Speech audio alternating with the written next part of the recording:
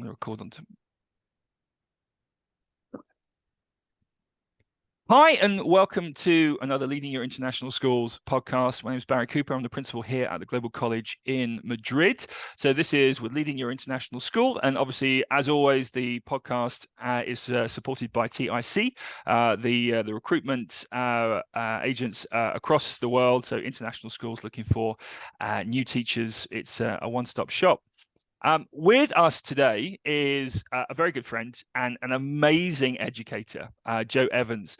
Joe has been an educator overseas for a number of years, working in the British Overseas Territories, working in the Middle East in Qatar, and then working in 3 amazing schools in China.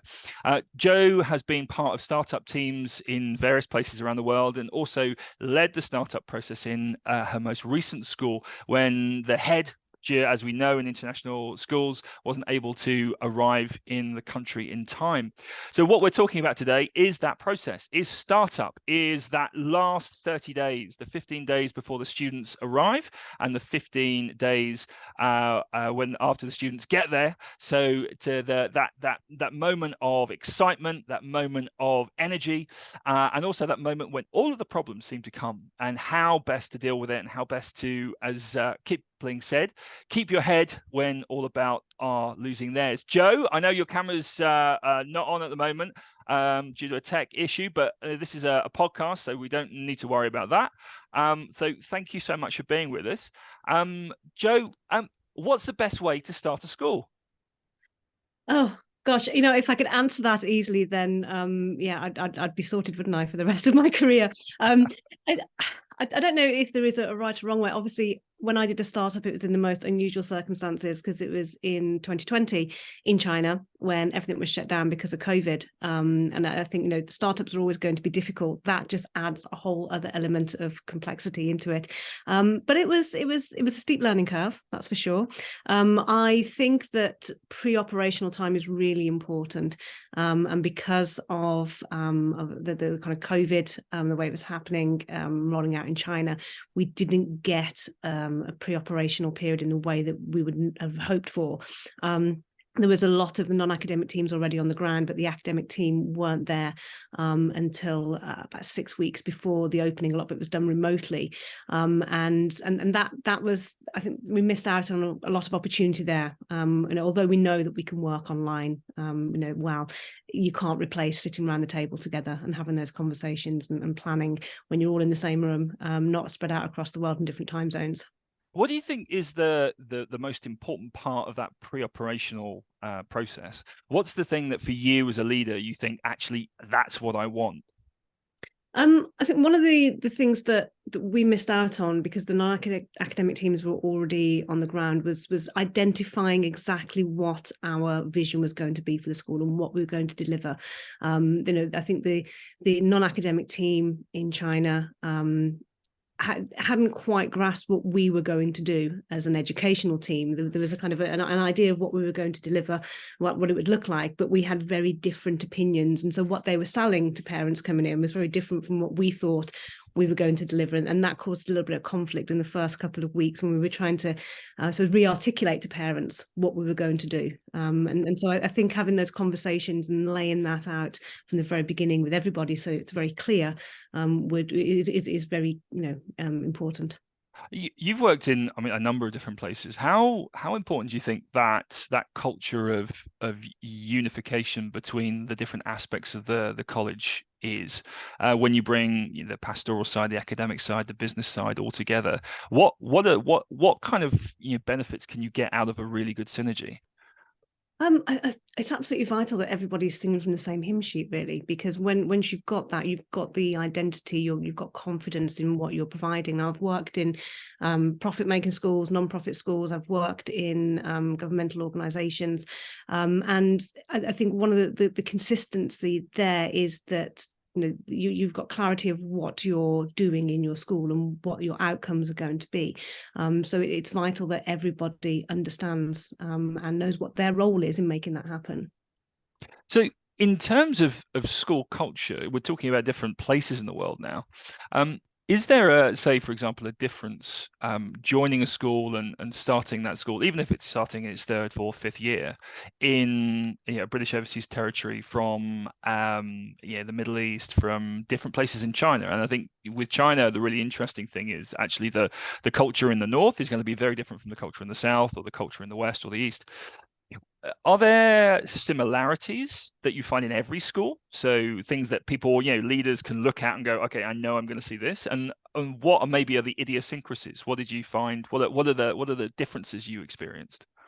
Um, I think, yeah, and the similarities are always there, that you're there for a purpose, and you want to do what's best for the students. They're always the priority. I think what I found in the Middle East certainly was parental expectations. The school are very different to those in China.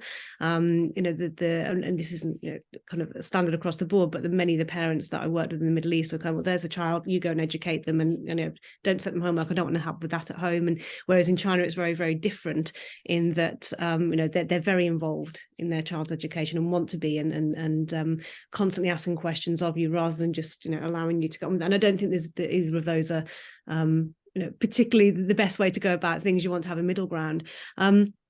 Obviously, the process of getting to these places, it's all the same, isn't it? You go through your paperwork, your HR department need to be on top of everything, and getting you over into the country and getting everything stamped for your visa.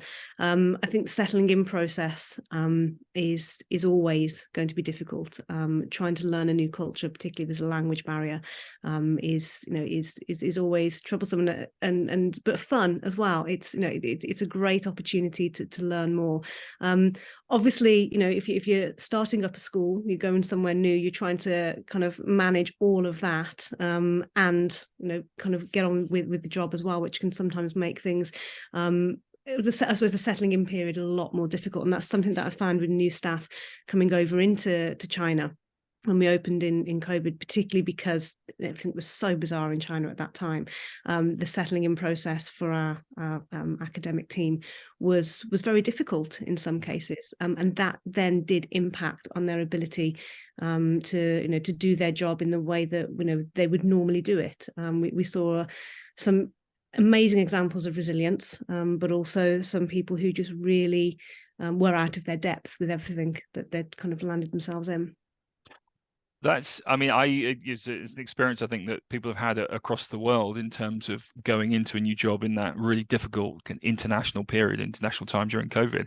You mentioned three things that maybe I want to pick up on a little bit there in terms of the onboarding of the team and the working internationally for the first time, maybe.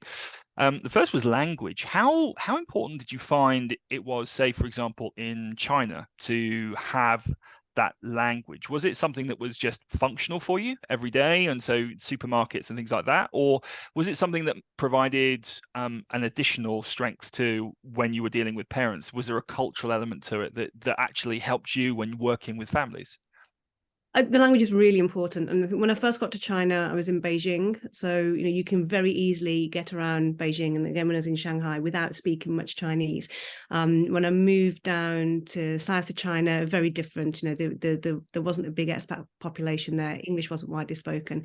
It was really important to have that language. And I know I'd say to anybody, even if you are going to Beijing or Shanghai or big cities where there's expats, learn some of the language, even if it's just a few words, to show that you're acknowledging that you're in a different country, and you want to embrace that. And I think through learning the language as well, you learn so much about the culture that you're dealing with, and it certainly definitely helped with communicating with parents, even though I couldn't hold a full conversation with the parents, but just an opening, a few words here and there, just to show that you're making the effort is important.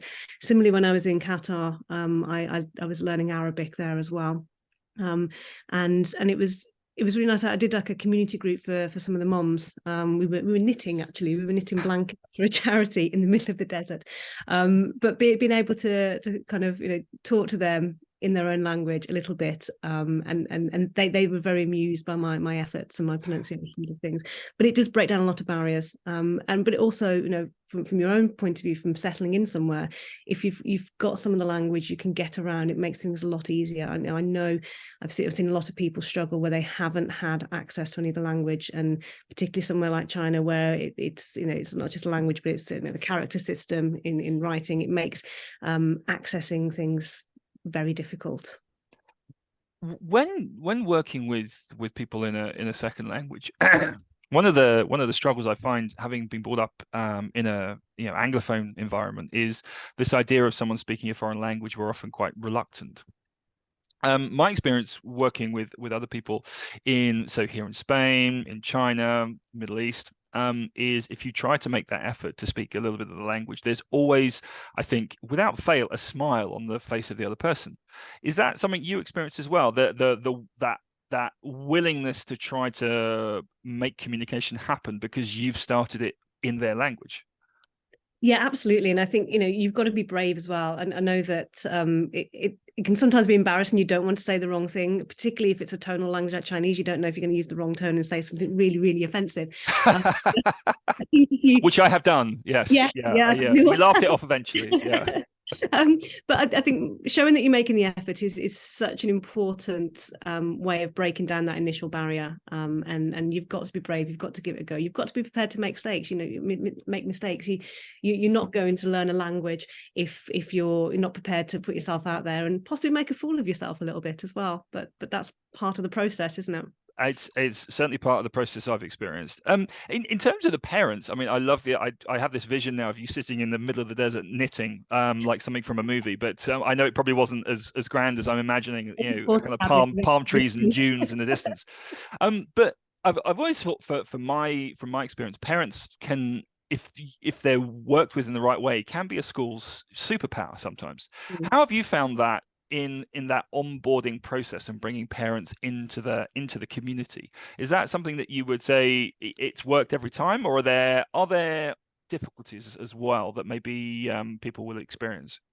Yeah, I think you're right. They are your superpower.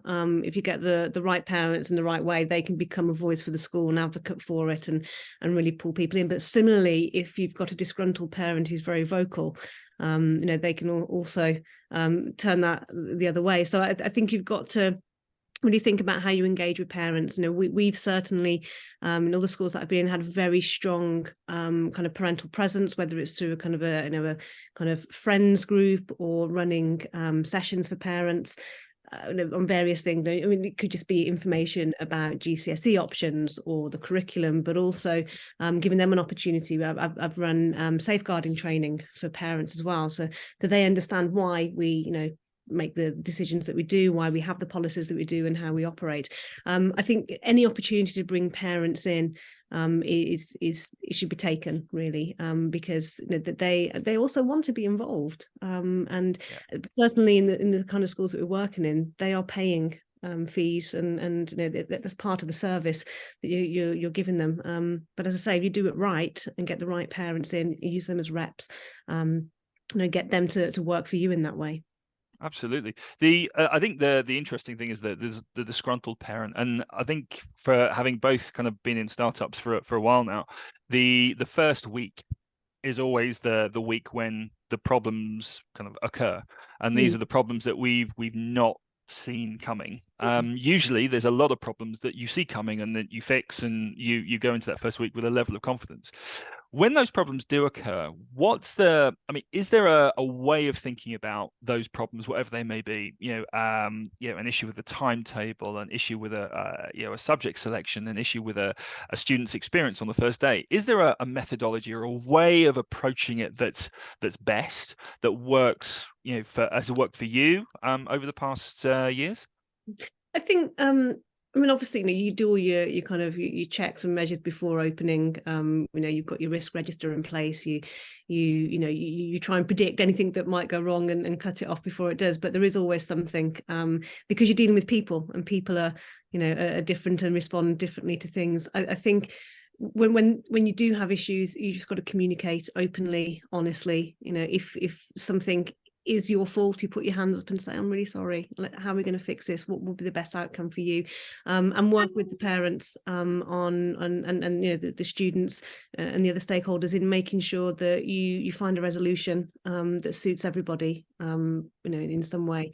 But I think that communication is really important, and again, you know, that can be hindered when you're working in a different language and in a different culture, if you haven't got to grips with the culture yet. You know, understanding one of the things with a lot of the Chinese parents that I worked with is they come en masse. One parent might have a problem, but then they bring 7 or 8 of their friends with them rather than dealing with it individually, and then the problem becomes everybody's. So I think, you know, before going into anything like that, look at who you're dealing with, where they're coming from as well, what the culture is and how they deal with problems, because that will give you a much better insight in how you respond to it. I've seen a number of and I would encourage people to look at this online on LinkedIn. There's a number of businesses now working with cultural education for companies moving internationally, where they give you an insight into that new culture in, say, the Middle East, in China, Asia, Latin America.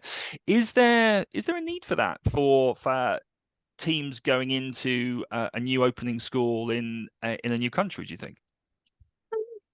That's the question. I don't know. I mean, it can never do harm to learn more about the culture you're going into, but of course, you know, going into a culture as a wider thing is very different from going into a school community. You know, you're looking at what you know your demographics going to be in our international schools. Certainly, the last school I worked at, it was a very local Chinese community, whereas my previous schools in China have been very much international. So I think, yeah, there's an element at which that would be very, very useful. But the demographics of schools are very particular. And so you'd need to dig a bit deeper within that context as well. As we move into the opening of the school, the students are there. And you know, this is what's happening for a number of us next week. The students are coming back. We have new cohorts, etc. What's to what extent should you be in a process of review and planning and review and planning during those first few weeks? Is it something you should pay close attention to? Is it something you should let run for a little while to see where the problems are? What's your take on that? I'm undecided. I don't know if I should be doing this each day or if I should give the school a chance to settle. You've got to keep it in flux, really. I mean, we had a very interesting time when we opened the last school in 2020. You know, we had to throw everything out and start again 3 times over. Education reform coming in China at that time meant that we had to change everything. So I guess you've got to look at where your flexibility is, what you can allow to run, and what needs to be changed. You know, very quickly. I think it's absolutely vital that every day you sit down with your team and you have a debrief about what's happened that day, and think about, you know, is there something we do need to change for tomorrow? Can we let this one run for a little bit? You know, where the kind of the pressure points were during the day, and make time for that so that you go into the following day, you know, ready for anything that may occur. And obviously, you know, you don't know what emails you're going to get coming in overnight, and the working day has to be extended earlier and later during those first few weeks to accommodate all of that. I mean, obviously a startup school is a startup process. So you have your pre-opening period, you have your opening year, but then every time you then move forward until you have a full cohort in the school, you're doing something new. So the startup process keeps rolling on. How should people, you know, attempt that difficult second year, the difficult second album, you know, when they're opening for year 2? Should they be just doing the same again, or just completely renewing and reviewing and changing their tactic? I think, I mean, schools are always in a state of flux. I think it's important that you identify the areas that need to be celebrated and kept, but also look at what needs developing. And obviously, you know, as the school grows, the needs are going to be different. You know, you're going to need more staff coming in.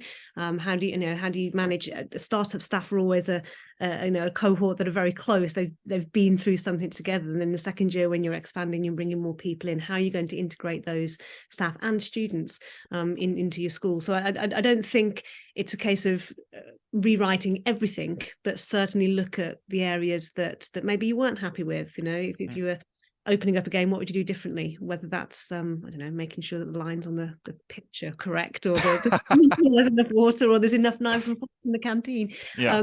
There's all sorts that you can do, but take time to look at what's gone well and what you can celebrate, because those are the victories that you do really need to draw upon. I think that was something a very smart colleague, when we were talking about our new year here, was very keen to point out that we should ensure that we keep what makes the school special while improving the things that we want to improve. I think you're absolutely right with that. I think it's super important to celebrate the individuals, the teaching, the learning, the students. I think that you touched on a really interesting point. I think something that's really important is that idea of integration. Bringing a new team members, halfway through the year, or to, at the start of a new year. Do you have any tips and tricks for that, or is it simply a case of throwing man hours at it and making sure they're comfortable and they understand and they've got to meet everyone who they need to? I think integrating or bringing on new staff shouldn't just be the role of leadership. I think everybody needs to be part of that. So include the rest of your staff team. Whether it's using them as buddies or kind of putting them into someone in their department who's got contact with, but make them part of the process as well. Somewhere we both worked previously had the kind of the presidents of the common room, which I remember you were. I was, yes, yeah, that was fun. Helped me come on board, but I think that's a really important role to have. Somebody who's not on the leadership team who can kind of work with new staff as they come in, and it's very valuable. I've still got the emails that you sent, your color coded kind of hour by hour breakdown of what was going to happen when we arrived in China. So thank you for that. I'm keeping that one, and I'll use it in the future. Definitely. I think the great teachers invent, but the very, very best teachers steal, and I think I stole that from somebody else. So keep on going around. May it be used wisely. We're kind of coming to the end of our chat, because we were talking about that 30 days, that kind of that buzz, that energy. From your perspective, having started a school and been part of startups, what would be your advice to teachers thinking about joining a startup school, but also leaders thinking about taking on a startup project? For all the kind of difficulties we had and all the stress and the pressure, I really enjoyed it. It's a great opportunity to mold something, to be there at the very beginning and see it develop and grow. And it's a huge sense of pride when you get to that final day of the academic year and you look back on the journey that you've been through. It's absolutely wonderful. You're exhausted, but it's wonderful. And so I would certainly say to someone, don't shy away from doing a startup, but go into it with a very open mind and a lot of flexibility, because you will have to kind of change, turn on a sixpence with many things, and there's a lot of resilience that is required as well, particularly if you're doing it internationally, because you know what you're getting into in terms of local compliance, know who you're working with, and that what are the regulations, what is the absolute non-negotiable in terms of compliance, and where can you start to kind of shift the goalpost a little bit. Those are things that are really important. But startups are great fun, they really are, and it's very rewarding. I agree, absolutely agree. And a final question. Working overseas, obviously, but coming from that British background, what's the one thing that you always try and seek out and find in a new international school, in a new place that you're working? I posted about this the other day. For me, really good marmalade. Love it. So always try and grab it. And if I'm passing through an airport, I will dive into Fortnum and Mason's, and much to my wife's disgust, and come back with a shopping bag full of different kinds of marmalades. What's that one thing for you that you just, if I can get hold of it, if I can get a supply, that just makes all the difference? Food stuff don't it doesn't bother me. I remember when I first went overseas, and I saw a colleague spending an absolute fortune in an import shop buying British kind of products, and I thought, well, I'm going to eat what the locals eat around here, and then I'll appreciate it a lot more when I go back to the UK. So I never buy imported stuff. I just, as a matter of rule, really, because I like to embrace the culture that I'm in. In that case, I'm going to ask you a last question. Deodorant is always one that's Well, no, but in that case, what's the thing that you've taken away from working in these different countries? You think, oh, that's an amazing meal, or that's an amazing thing. For me in China, it was xiaolongbao. So Yeah, these so they dumplings in definitely Shanghai. Yeah. What make was what's the thing for you then? The cultural aspect that you maybe miss from being in that country. Yeah, food, always food. Yeah, we sat down the other day actually and made dumplings around the kitchen table, which Brilliant. was really, really lovely. With my nieces, thoroughly enjoyed that. I wouldn't say they were particularly great dumplings, and if anyone who's actually Chinese saw them, they would probably pull a face at me. But we enjoyed them and the process, and that's what's important. It's the process of making them, getting everyone around the table together. I think that's one of the things I love about working internationally and traveling to different places. It's food. And the same for me. Joe, thank you so much for sharing your experiences. I think it's these kinds of conversations are vital for anyone who's thinking about moving overseas or leading a school overseas and getting the experiential wisdom from people who've been there and done it. And I know you've done such an amazing amount of different things in your time, and probably one of the most well-read women I know. So thank you so much. Best of luck with your new project, which is under wraps at the moment, but we'll hear about in probably 2024. So I'm looking forward to hearing about that. And I think Joe can be found on LinkedIn if you want to connect. And I think very much someone that I seek advice from. And I thank everyone who's listening for being here today. Joe, any last thoughts? No, you put me in the spot there. No, not at all. Thank you, Laurie. It's been really lovely to talk to you. And yeah, as you say, I'm on LinkedIn if anyone wants to look me up there. And I hope we have an opportunity to talk again very soon. Fantastic. Take care. And thank you very much, everyone, for listening. Bye bye now. Thanks.